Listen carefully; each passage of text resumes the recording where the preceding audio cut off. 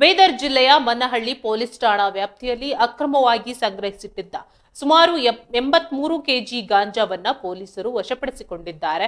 ಈ ಘಟನೆ ನಡೆದಿದ್ದು ಅಂದಾಜು 41,83,000 ರೂಪಾಯಿ ಮೌಲ್ಯದ ಗಾಂಜಾವನ್ನ ವಶಪಡಿಸಿಕೊಳ್ಳಲಾಗಿದೆ ಎಂದು ಪೊಲೀಸರು ತಿಳಿಸಿದ್ದಾರೆ.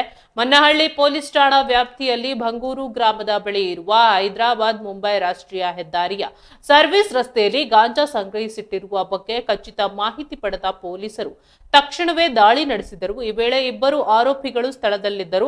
ಆದರೆ ಪೊಲೀಸರನ್ನ ನೋಡಿದೊಡನೆ ಓರ್ವ ಆರೋಪಿ ಪರಾರಿಯಾಗಲು ಯತ್ನಿಸಿದರೆ ಮತ್ತೊಬ್ಬನನ್ನ ಬಂಧಿಸುವಲ್ಲಿ ಪೊಲೀಸರು ಯಶಸ್ವಿಯಾಗಿದ್ದಾರೆ.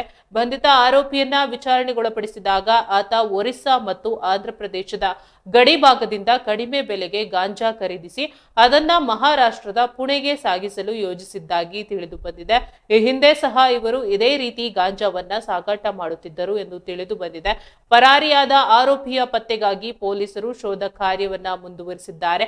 ಈ ಸಂಬಂಧ ಮನ್ನಹಳ್ಳಿ ಪೊಲೀಸ್ ಠಾಣೆಯಲ್ಲಿ ಎನ್ಡಿಪಿಎಸ್ ಕಾಯ್ದೆಯಡಿ ಪ್ರಕರಣ ದಾಖಲಿಸಲಾಗಿದೆ. ಬಂಧಿತ ಆರೋಪಿಯನ್ನ ನ್ಯಾಯಾಂಗ ಬಂಧನಕ್ಕೆ ಒಪ್ಪಿಸಲಾಗಿದೆ ಮತ್ತು ಪರಾರಿಯಾದ ಆರೋಪಿಯನ್ನ ಶೀಘ್ರದಲ್ಲೇ ಬಂಧಿಸಲಾಗುವುದು ಎಂದು ಪೊಲೀಸರು ತಿಳಿಸಿದ್ದಾರೆ.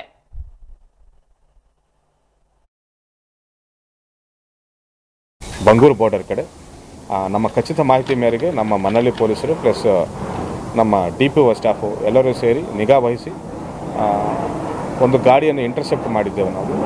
ಆ ಗಾಡಿಯಲ್ಲಿ ಸುಮಾರು 84 ಕಿಲೋಸ್ ಆಫ್ ಗಾಂಜಾ, 84 ಕಿಲೋ ಗಾಂಜಾವನ್ನು ಸಾಗಣೆ ಮಾಡಬೇಕು, ಹೈದರಾಬಾದಿಂದ ಮಹಾರಾಷ್ಟ್ರಕ್ಕೆ ಸಾಗಣೆ ಮಾಡಬೇಕಂತ ಪ್ರಯತ್ನ ಮಾಡುವಾಗ ನಾವು ಇಂಟರ್ಸೆಪ್ಟ್ ಮಾಡಿ ರೈಡ್ ಮಾಡಿ NDPS ಪ್ರಕರಣ ದಾಖಲೆ ಮಾಡಿದ್ದೇವೆ. ಇಬ್ಬರು ಆರೋಪಿಗಳಿದ್ದರು, ಒಬ್ಬನು ಸಿಕ್ಕಿದ್ದಾನೆ, ಇನ್ನೊಬ್ಬನು ಓಡಿ ಹೋಗಿದ್ದಾನೆ. ಅವನಿಗೆ ಕೂಡ ಅತಿ ಶೀಘ್ರದಲ್ಲೇ ನಾವು ಹಿಡಿತೇವೆ. ಈಗಾಗಲೇ ನಾವು ಹಲವಾರು ಬಾರಿ ಹೇಳಿದ್ದೇವೆ, ನಾವು ಜಿಲ್ಲೆಯಲ್ಲಿ ಗಾಂಜಾ ಸಾಗಣೆ ಮಾಡ್ಬೋದು, ಪೊಲೀಸರು ಕದ್ದು ಮುಚ್ಚಿ ಸಾಗಣೆ ಮಾಡ್ಬೋದು ಅಂತ ಪ್ರಯತ್ನ ಮಾಡ್ತಿರೋ ಎಲ್ಲರ ಮೇಲೂ ನಾವು ನಿಗಾ ವಹಿಸಿದ್ದೇವೆ ಅಂತ ಹೇಳಿದ್ದೇವೆ. ಸೊ ಹೇಳಿದಂಗೆ ನಾವು ಹಿಡ್ಕೊಳ್ತಾ ಇದ್ದೇವೆ ಕೂಡ.